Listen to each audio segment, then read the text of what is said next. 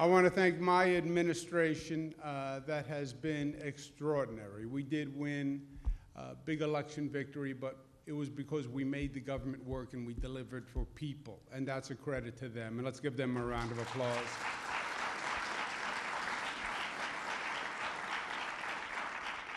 And it's a pleasure to be with my mother, First Lady Matilda Cuomo.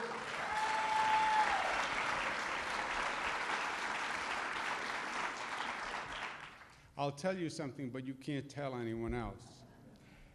I'm my mother's favorite. I know because she told me.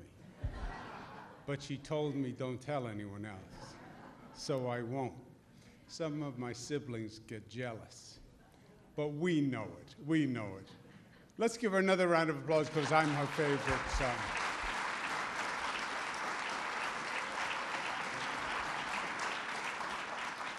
And we have Harold Holzer. It's great to see a Queens boy who makes good. You know Harold Holzer as a renowned academic, as a Lincoln scholar. But as he mentioned, he worked for the state of New York when my father first became governor. He was an advisor. I was working in the governor's office. I was about 25 years old. 25 years old, you know all the answers. You just don't know all the questions yet. And Harold was old, relatively. You know, he had to be in his mid-30s. And when you're 25, mid-30s, you're an old guy. I think he was even married. One of those situations that happens later in life. So he had to deal with what I now call my constructive impatience. I didn't call it that then. But he was fantastic, and I want to thank him very much for the kind introduction and leaving out the not-so-kind parts. Harold Holzer, thank you very much.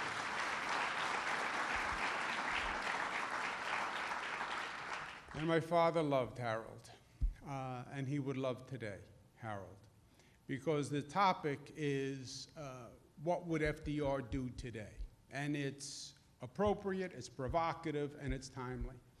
And it's something we should talk about. Franklin Delano Roosevelt was the 44th governor of New York State. He was one of my favorite, second only to the greatest governor in the history of the state of New York, Mario Cuomo. But FDR was a strong, powerful personality. He was confident. He was action-oriented. He was a champion for the common men and women, as he liked to say. He felt the pulse of the people. When they were hurting, he demanded that the government respond to ease their pain, and he wanted it done today. His theory of, quote, bold, persistent experimentation highlighted his approach. Try to make a difference. If you fail at first, try again. The only thing we have to fear is fear itself. FDR was not to be constrained by tradition. It ran counter to his natural confidence and his defiant personality, which refused to succumb to the naysayers, the elites, or personal or political paralysis. And FDR, New York, and the nation are the better for it. There are many lessons from FDR that we can and should apply today. His fundamental faith in democracy, his belief that big problems require big solutions, and his ability to make those changes happen, to make the government work, to actually make change. I recently won my third term as governor, as Harold mentioned, in fact, with the highest number of votes in history for a governor in a primary or a general election.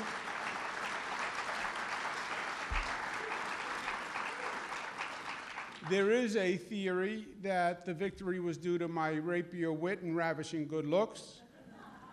But then there is the mirror, and reality is undeniable. I believe the overwhelming vote was an indicator of the fear and the frustration existing among the body politic today. FDR's common men and women, as he would call them, are demanding change. They are outraged at the continuing economic injustice, the disproportionate growth and abuse of corporate power. They are afraid of Washington's arrogance, disrespect, and dysfunction. And they see their rights and their liberties being attacked as the federal government tries to impose its extreme conservative values on individual citizens. And they are uprising. And it is the same spirit of rebellion that forged this nation from the heavy hand of English tyranny under King George III. Most of all, Americans see the country's social fabric unraveling. And whatever your politics, that is frightening. FDR was called upon to govern in the midst of a great economic crisis that threatened the well-being of the nation. Well, today, my friends, we are called to govern at a time of great social crisis that also threatens the well-being of the nation. And today we see our greatest nightmare. We see our greatest threat, which is Americans in conflict with other Americans. We see this nation's greatest strength, its diversity, being perverted and distorted into its greatest weakness. The rise in white supremacist groups and the Ku Klux Klan and the rise in anti-Semitism and misogyny, this strikes at the core of who we are as a nation. Americans know instinctively that hate begets hate and that Martin Luther King was right when he said we either live together as brothers and sisters or we perish as fools. Like FDR, we have to take the opportunity to take this crisis, harness the energy, and make it a positive force and not a negative one. And use this energy, use this moment, use this time to pass an agenda that can advance us all for years to come.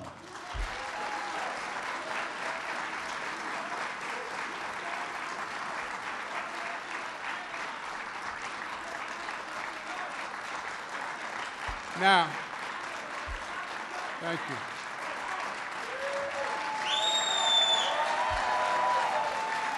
Thank you. Thank you. Thank you. Thank you very much. Thank you very much. So, at this time of great need, FDR would know that there is no time to spare. And he would cast tradition aside to seize the day, carpe diem.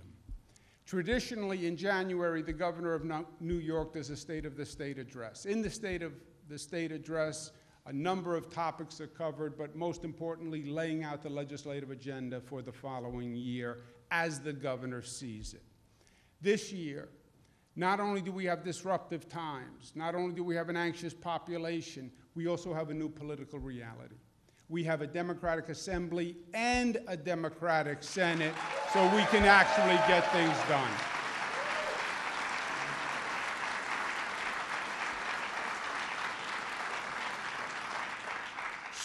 So I want to be able to commence action immediately on the convening of the new legislature in the first week of January. Therefore, today I will outline my top legislative priorities for next year. We must begin by building on the positive. FDR was extraordinary at assessing the political and governmental landscape, and he would build on the strengths and he would reform weaknesses. Now, we've done a lot of good work over the past 8 years, and our state has made much progress, which we must continue and advance. We have pushed the state and nation forward with our progressive initiatives. We made New York State the progressive capital of the nation. We passed marriage equality, changing the national debate.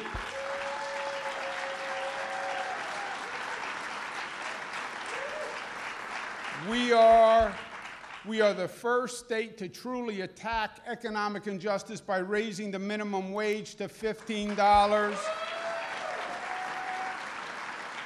And by passing the best paid family leave and free college tuition program in the United States of America. No state has done more to advance women's rights, labor's rights, LGBTQ rights, and freedom from discrimination, and we should be damn proud of it.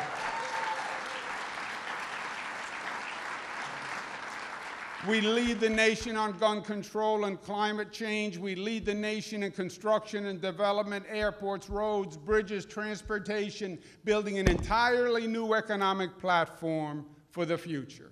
We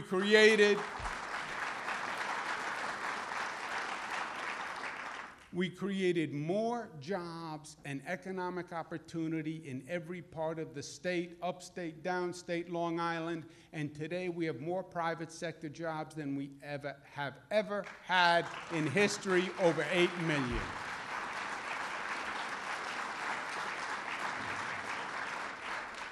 And part of our agenda is we must build on these successes, because these lessons were hard learned, but we now know that they are tried and true. New York State is on the right track, and we have to stay on the right track. FDR said, yes, we are on our way back. But not just by pure chance, my friends, not just by a turn of the wheel of the cycle, we are coming back more soundly than ever before because we are planning it that way. And don't let anybody tell you differently. And the same is true with the state of New York. We're coming back because we changed the direction, we changed our policies, we did the work, and that's why this state is at a better level than it's been before.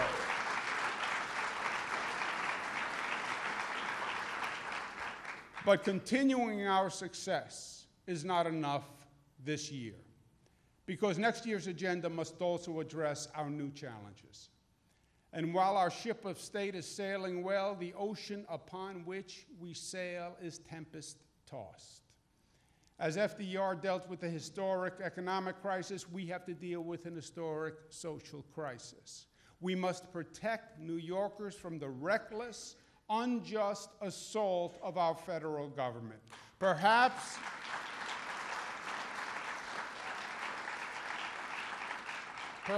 for the first time in our history, we have a federal government that is taking us backwards and violating our civil liberties and national values. We have a president who simply doesn't believe in FDR's famous 4 freedoms and is affirmatively creating fear and want and stifling freedom of speech and worship. Affirmatively. FDR said, let us now and here highly resolve to resume the country's uninterrupted march along the path of real progress, of real justice. That was FDR's continuing theme, doing justice. And it's what my life in public service has been all about, and my father's, doing justice.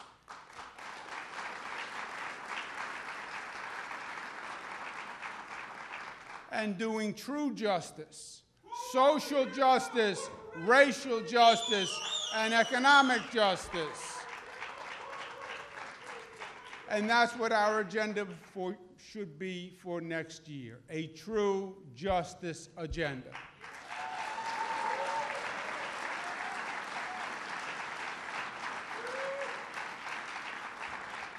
We will start with economic justice. The federal government is once espousing their debunked theory of trickle-down economics, where the rich get richer and the poor get the crumbs from the table.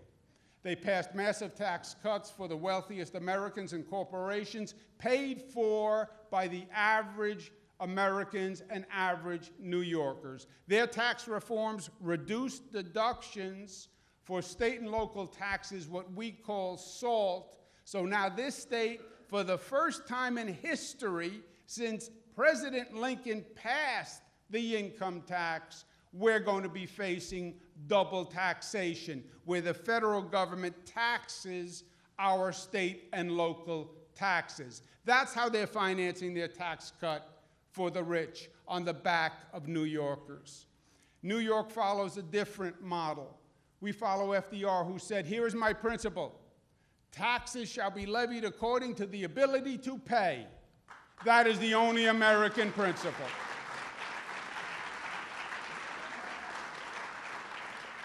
Our state tax code is more progressive today than it has ever been. We must maintain our millionaires' tax, also make permanent our 2% cap on the regressive local property taxes, something that FDR fought against for decades. And we must do that because keeping property taxes down is more important now than ever because of SALT. Contrary to the current federal policy, we believe the people who need help are the hardworking families of New York. And we will fight SALT to the death, and I will once again propose cutting taxes for our hardworking middle-class families.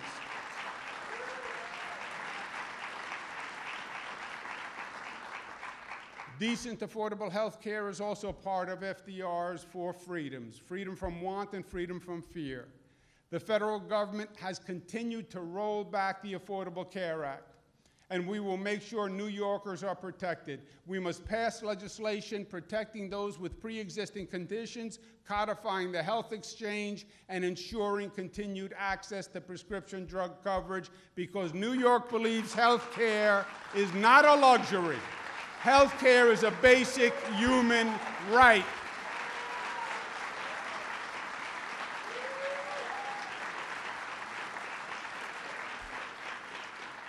The president has appointed his hand-picked conservative extremists to the Supreme Court. The president's nominees don't even pretend to be objective jurists.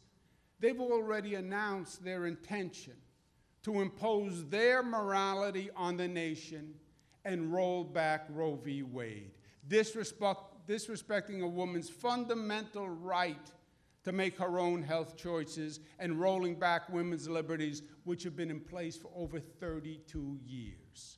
We have to stop this federal assault. We have to pass the Reproductive Health Act and the Contraceptive Care Act, and we must do it in the first 30 days of the new session.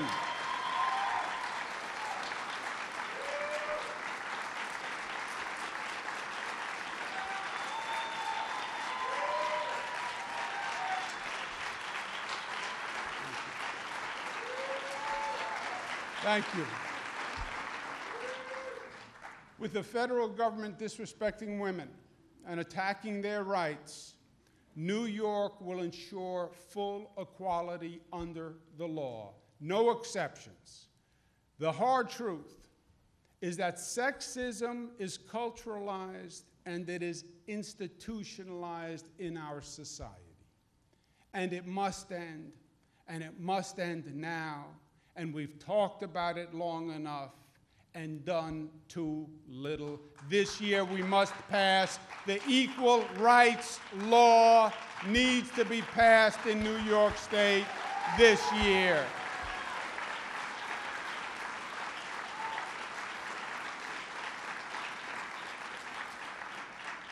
We must continue our national leadership on gun safety. History has proven us right. History has proven us right. As history proved us right in our leadership in opposing the death penalty those many years. God bless my father for his leadership.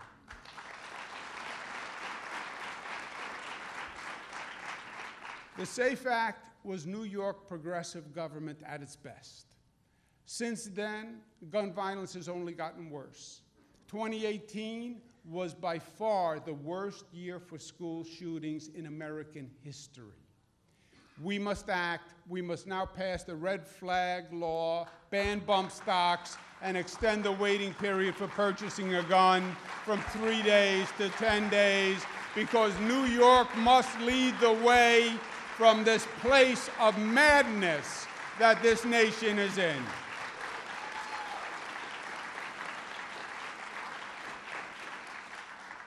The federal government has promised for decades to rebuild our nation's crumbling infrastructure. President Trump came to office, he promised a $1.5 trillion infrastructure plan, but we haven't seen any of it materialize. The only thing this federal government wants to build is a wall on the southern border as a monument to Trump's philosophy of division, which is the one thing we shouldn't be building with infrastructure funds.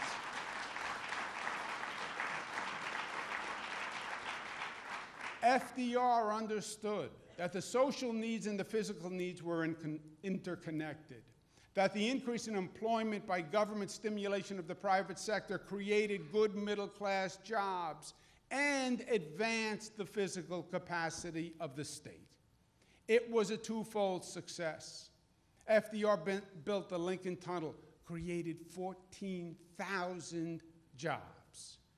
In light of the federal inaction, New York has led the way. We have the largest state investment program in infrastructure in the country, over $100 billion. It's working all across the state, and going forward, we have to increase that investment from $100 to $150 billion, creating 500,000 new, good, middle-class labor jobs, and building a global economic platform for generations to come.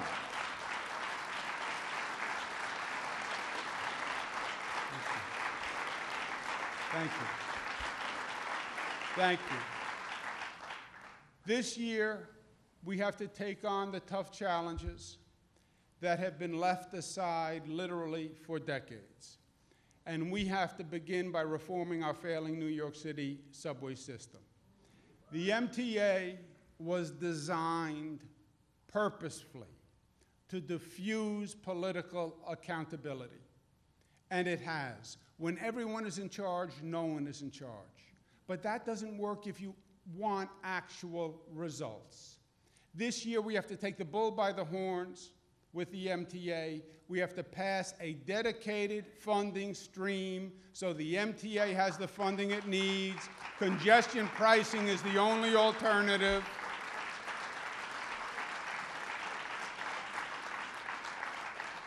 But, my friends, we also have to reorganize the MTA. We have to change the culture. The numbers that they produce have to add up. We have to remove and reduce the levels and layer of inactivity and bureaucracy and end the benign neglect.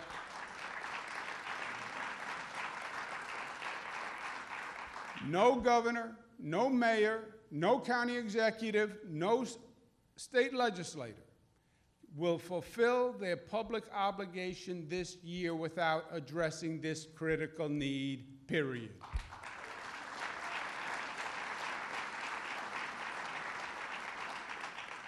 We must bring justice to our education system, and not with hollow rhetoric, but with real reform. We must have an honest, factual discussion about the problem. FDR was very good at separating the politics from the heart of the policy discussion, and we have to do that with education. The fact is, this state spends more money per child than any state in the nation. But the fact is also the funding from the districts is not fairly distributed. Last year, for the first time, we demanded a full state accounting of how much each school in the state actually receives. About 6,000 schools. It had never been done before. And we demanded that accounting. We now have the results, and the results are disturbing. Because when you cast aside the political propaganda and you read the actual facts, the truth is that the poorer schools do not receive any more funding than the richer schools from their local districts. And that, my friend, is the critical injustice, because the poorer schools have a greater need that needs to be funded.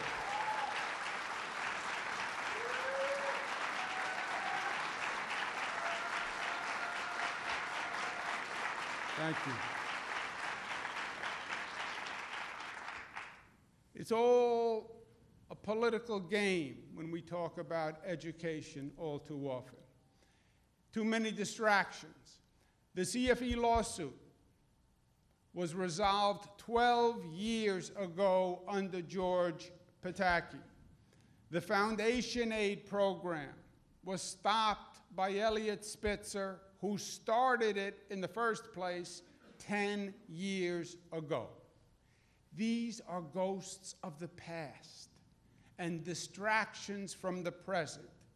The question is the local distribution of aid. That's what we have to focus on. if we're actually going to move from political pandering to progressive policy. It's a question of math and theory, not philosophy and political posturing.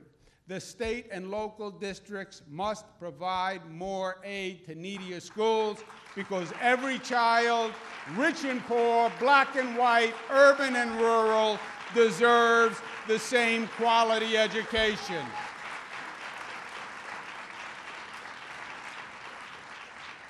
While our federal government has declared war on our new immigrants, New York has a totally different vision. We believe we are all immigrants, and we believe new immigrants are an asset to our economy. We are challenging the federal actions on the southern border as illegal and unconstitutional. We believe it is un-American to rip babies from their mothers' arms.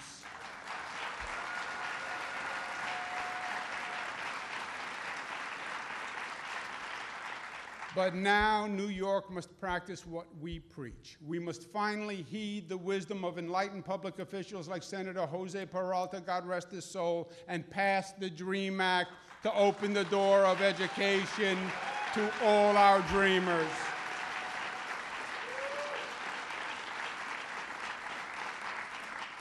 The federal government still denies climate change, remarkably turning a blind eye to their own government's scientific report.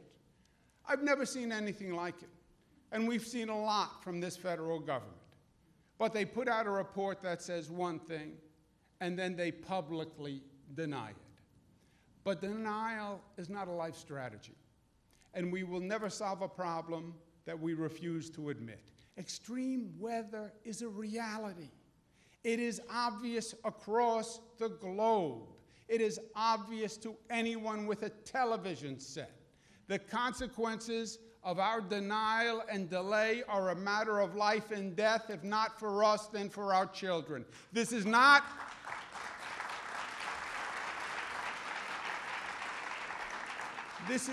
an issue of present inconvenience. It is an issue of future viability. We know what we must do.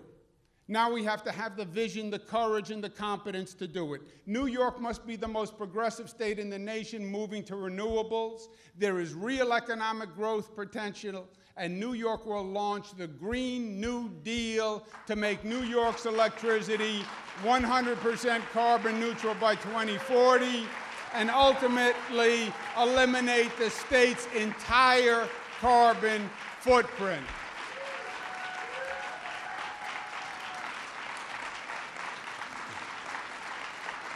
Thank you. Thank you.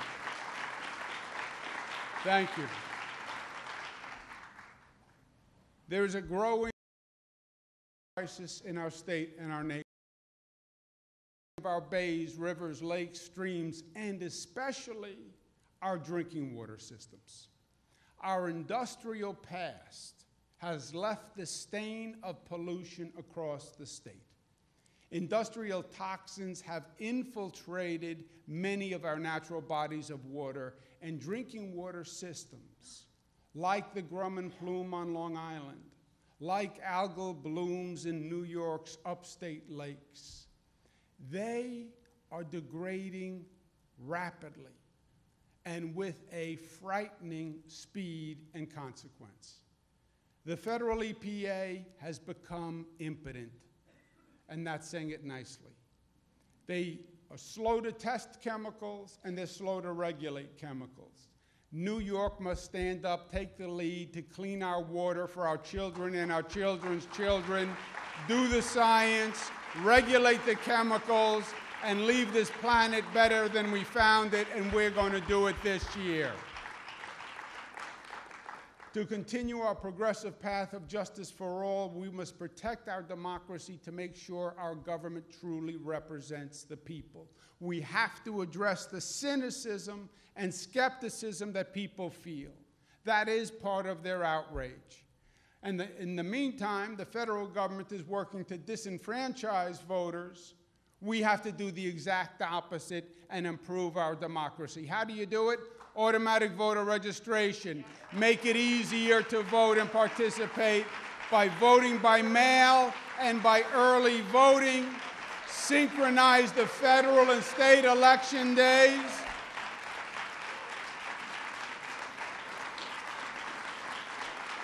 Thank you. Thank you. And let's make a real statement about the importance of voting, and let's make Election Day a state holiday and say to people, get out and vote.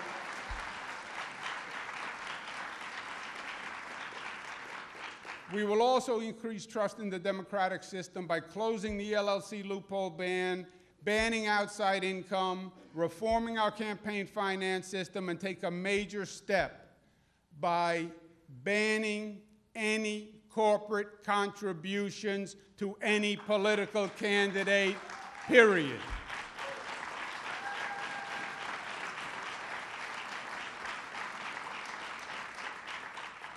While our federal government is waging an all-out attack on the labor movement, which they are, and they're using the Supreme Court to do it, in both the public and the private sectors, we believe something different here in New York.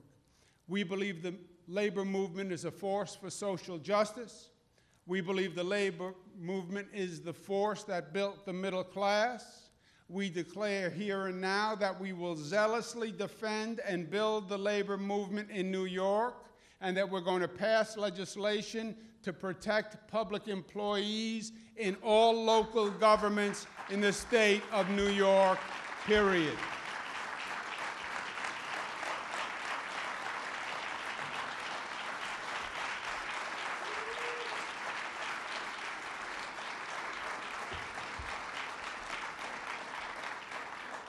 This new economy, which is changing dramatically almost every day, the changes pose both opportunity and peril. Most changes normally do. The so-called gig economy is a growing economic engine. Freelancers, independent contractors, consultants are replacing traditional employees. And while many welcome the freedom and the flexibility of these arrangements, there are also pitfalls that go along with the positive. Gig jobs do not come with paid sick leave. They don't come with vacation days, or parental rights, or workers' compensation, or protection against work-related discrimination, or protections against wage and hour violations. We want an economy that moves forward. We want an economy of tomorrow, but we want an economy that moves everyone forward, not just some forward.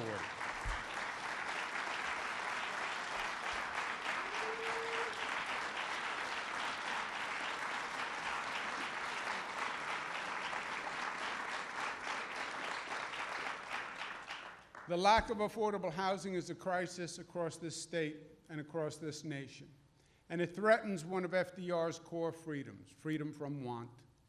Our federal government has abandoned its constitutional and moral responsibility. In the 1949 Housing Act, it said that this nation promised safe, clean, decent housing to every American. That was a national promise, and they have totally abrogated their responsibility.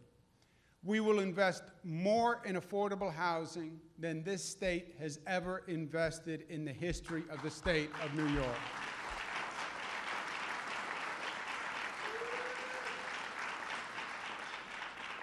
And we will reform our rent regulations, including ending vacancy decontrol to protect affordable housing, and finally and truly respect tenants' rights. Now, a justice agenda means justice for all. The concept of justice and the great symbol of justice is that justice applies to everyone. There is no differentiation with privilege, wealth, or position. It doesn't put anyone above the law. For too long, the sexual abuse of children has been hidden and unpunished. And for too long, this state and this nation have had two forms of justice.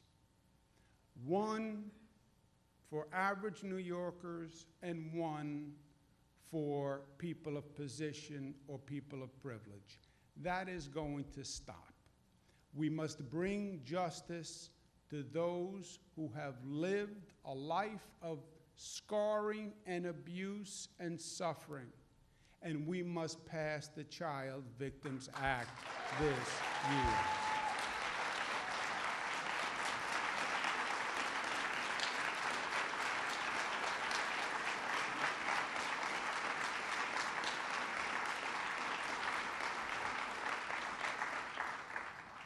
New York State was the first large state to pass marriage equality, but unfortunately, we have a federal government that still seeks to discriminate. So we must continue our leadership opposing the direction of the federal government. New York is the proud birthplace of the gay rights movement at the Stonewall. And we will pass a law that stops any discrimination against our LGBTQ community by passing gender this year.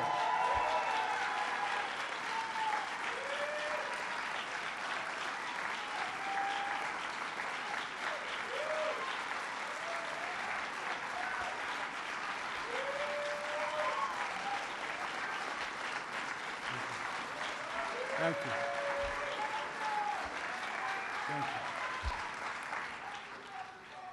We will advance our justice agenda and particularly address the forms of injustice that for too long have unfairly targeted the African American and minority communities. FDR said, "No democracy can long survive which does not accept as fundamental to its very existence the recognition of the rights of its minorities." And the fact is, we have had two criminal justice systems, one for the wealthy and the well-off, and one for everyone else. And that's going to end. We must also end the needless and unjust criminal convictions and the debilitating criminal stigma, and let's legalize the adult use of recreational marijuana once and for all.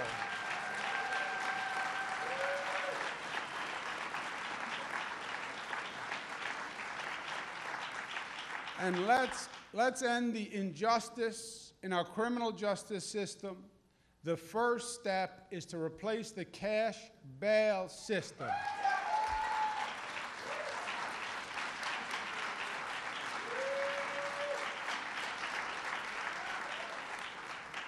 A judge should determine the individual's risk of release rather than the individual's access to wealth. And that's why we have to take the cash bail system and end it once and for all.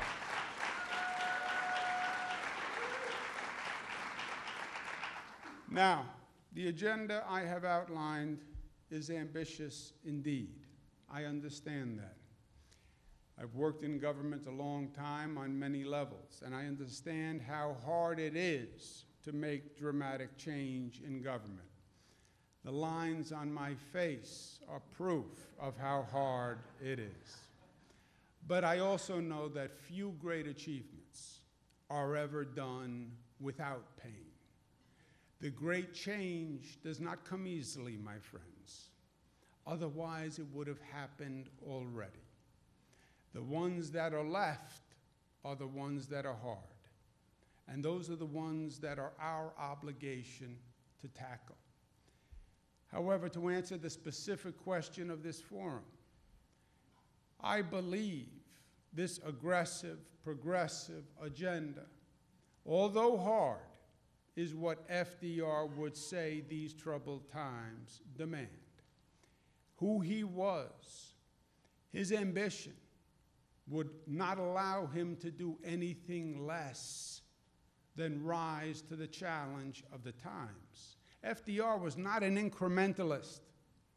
He clashed with the timid, fearful politicians of his time.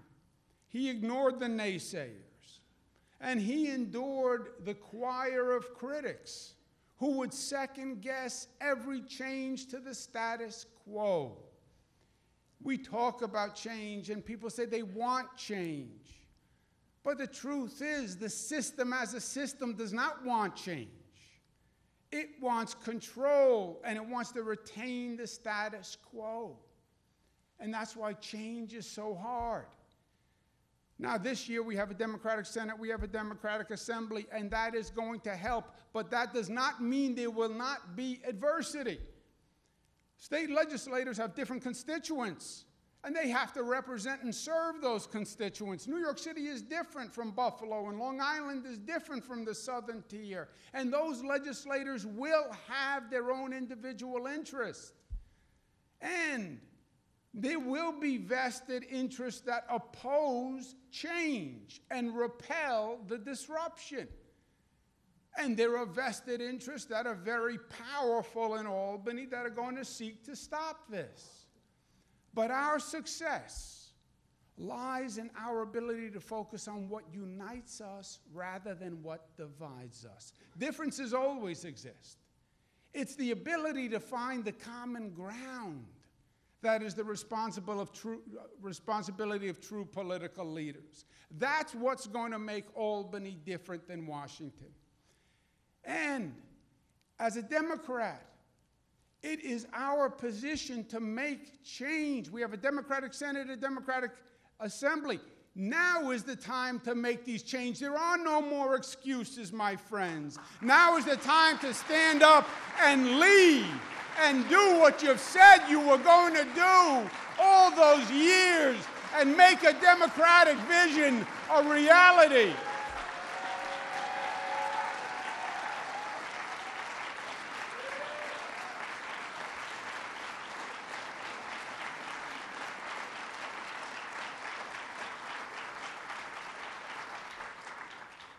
And politics and government are not about talk.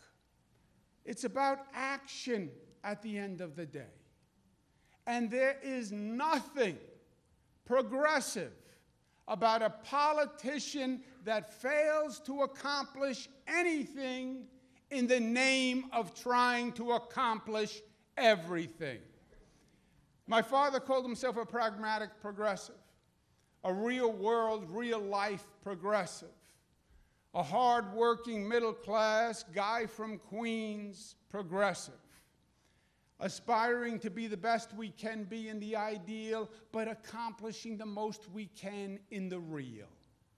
That was the brilliance of FDR and his Democratic Party, because FDR understood that you cannot spell progressive without progress. You can't be a politician who speaks and raises people's hopes and then accomplishes nothing. His national success was not born from pontification or zealotry or hyperbole or symbolism or celebrity or showmanship. FDR was focused on making a real, tangible difference in the lives of hardworking Americans. And he did it. And he did it. He accomplished it. He made it happen. And the American people knew it. Not because they heard it on a radio or because they saw it on TV, because they lived it in their lives. They saw it on their kitchen table. That's what government is supposed to do. Help me live my life. Make a difference for me and my family. That's what the Democratic Party was all about.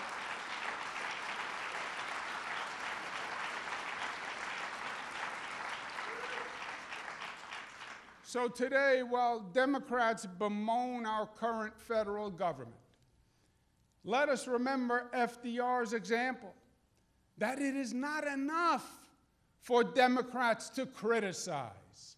We must construct. The negative argument is obvious. No one makes a better argument against Trump than Trump. There is nothing else you can say. Our burden is to prove the positive, to dispel the skepticism about activist government, and to show that the Democratic Party is more than words, and end that skepticism that says all we do is promise, promise, promise, but we never deliver. The Democratic leadership has to prove that it has the knowledge to govern, the skill to accomplish, and the understanding to unite. That yes, we are dreamers, but we are also doers. And yes, we can make a real difference in people's lives. Ladies and gentlemen, this nation is in crisis. The social fabric is fraying, and it is nearing its breaking point. We are under federal assault as individuals and as a state.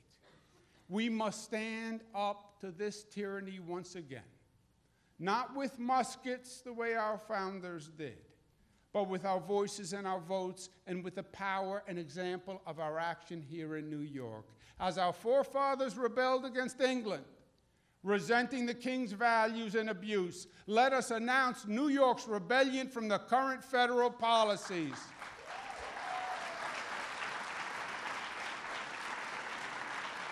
My friends, let this agenda be New York's Declaration of Independence. We declare independence from this federal government's policies. We disconnect from the nationalism and the racism and the chaos and the xenophobia and the misogyny and the discrimination and the dissembling of this Washington administration.